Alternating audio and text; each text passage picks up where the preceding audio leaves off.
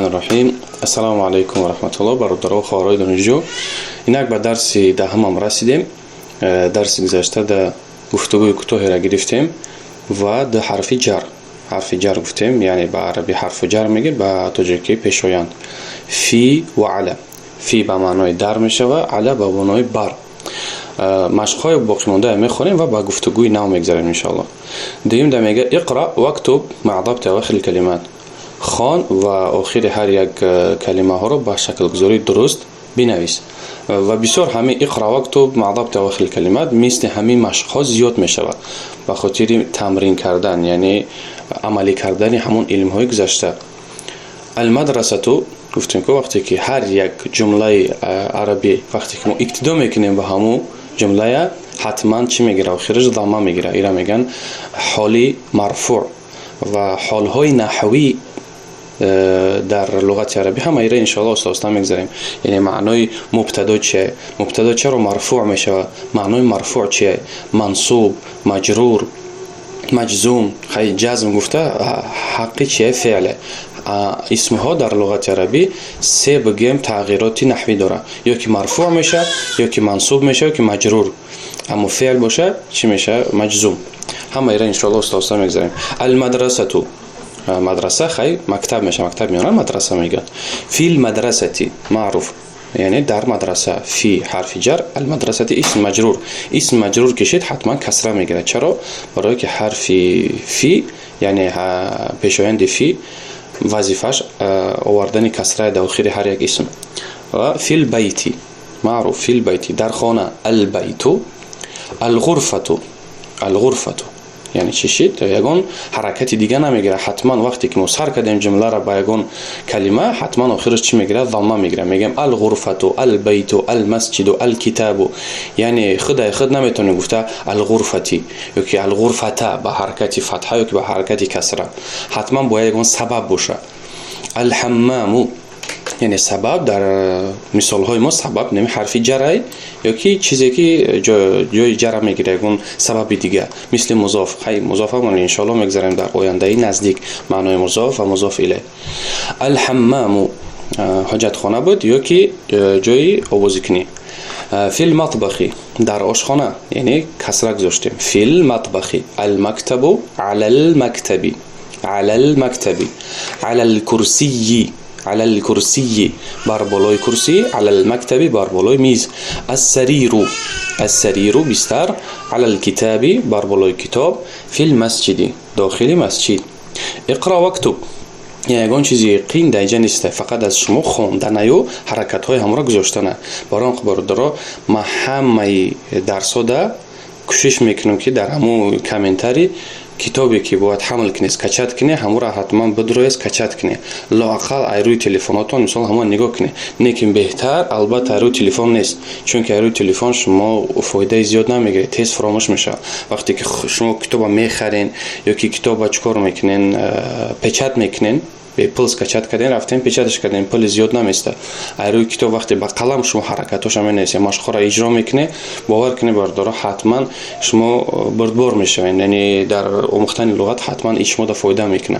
برای که لغت فقط با تجربه دستی هم باید باشه، یعنی شما باید ببینی، شما باید بنویسی. انا همون وقت در یاد انسان بیشتر میمونه. اما روی تلفن بگیم سود نداره، بعد 2-3 روز علاقه معلومات های گرفتگیتون فراموش میشه. برام حتما تنبلی نکنه، کتاب میمونم برای اسکچت کردن، اسکچت کنی و او را پیچت کنی. اقرا واکتب خوان و بنویس. الطالب فی الجامعه.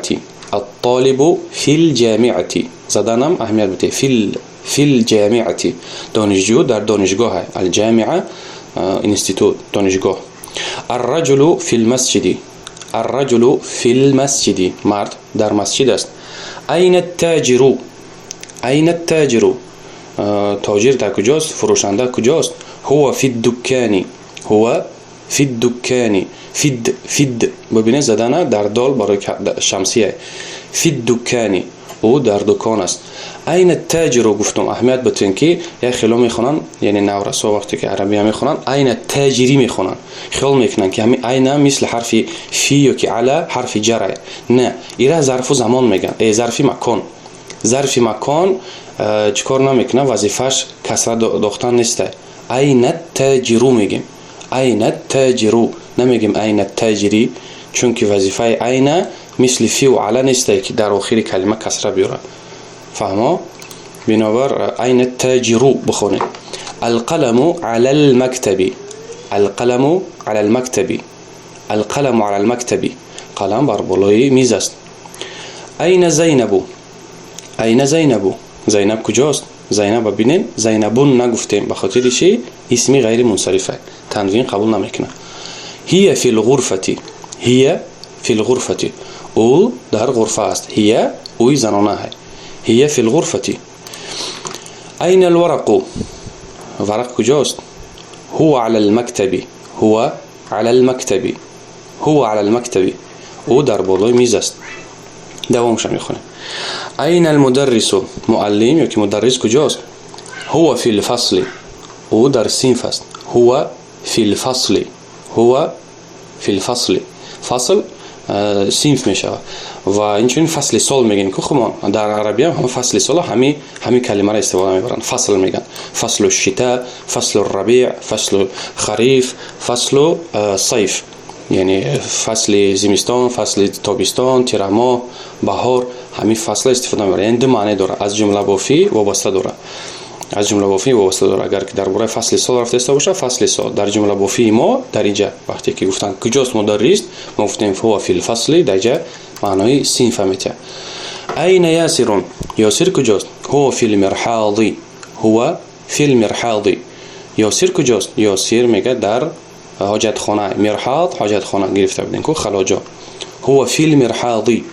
الشمس والقمر فی السماء، آفتاب و ماهتاب در آسمان است. فی السماء کسره میگیره، فی حرف جر، السماء اسم مجرور.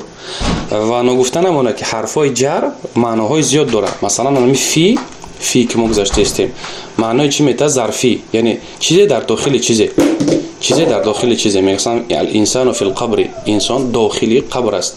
هر چیزی که انسان محیط میکنه از چهار طرف او را میگن چی؟ ظرف. یعنی آب در داخل کاسه، آب در داخل کاسه. همین الماء فی الكوز، الانسان فی القبر، مثلا الانسان فی المسجد. هم معنای فی چه؟ یعنی ظرفی. معنای مثلا الی معنای انتها داره. همه اینا ان شاء الله میگذاریم. معناهای زیاد داره فی، یک معنا نداره، فقط چند معنا میته. بعضی وقت میشه که فی به معنای علم میاد، فی به معنای بر میشه.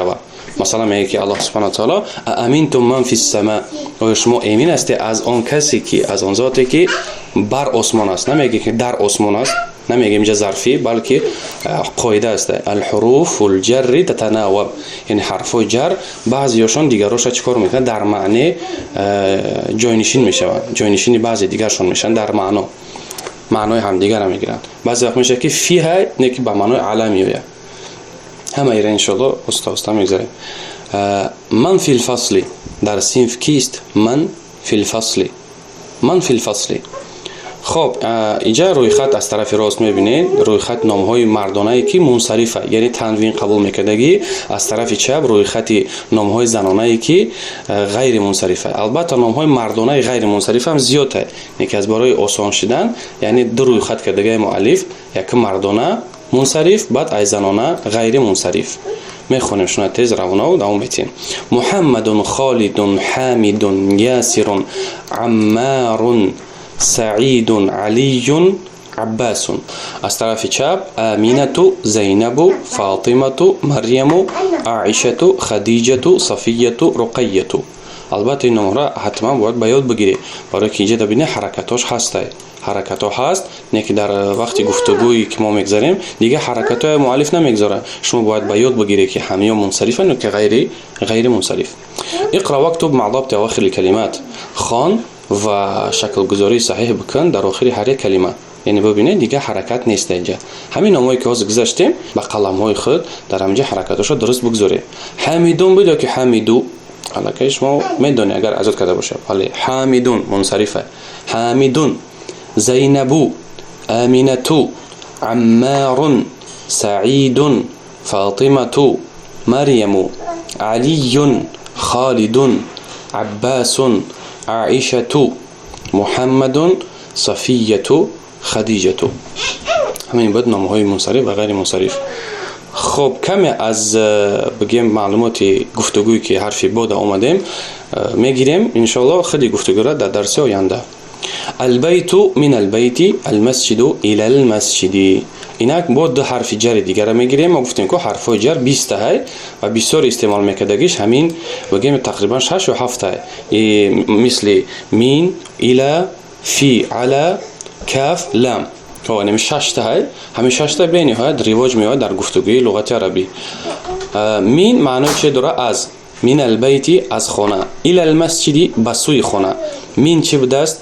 با معنای از میشه و معنایش ابتدا، معنای ابتدایی را میگیره. الى معنای انتها، یعنی مقصد به جا تمام میشه. مثلا من میگم که خرجت من البیت، من از خانه برآمدم، یعنی حرکت برآمدن ما ابتدای از خانه. معنای من همین میشه، یعنی ابتدای عمل. و ذهبت الى المسجد، و رفتم به سوی مسجد، یعنی حرکت مرا آخرش به سوی کجا بود؟ به سوی مسجد. اینا میگن ابتدای عمل. من ایلا را میگن انتها، یعنی آخری عمل. ایش اولش ایش آخرش. و وظیفه اینا را رنگ فی و علی با چیکار کردن؟ کسره پیدا کردن. آخری هر یک اسم کسره پیدا میشه. یعنی من البیت نمیگه، من البیت نمیگه، من البیت الى المسجد. و تو همین قدر اکتفا میکنیم و انشالله باقی مانده گفتگو را در درس آینده سلامت باشه، با تلاش باشه، با حرکت باشه و با اخلاص باشه. الله نصیبتون کنه علم نافع و عملی صالح. والسلام علیکم.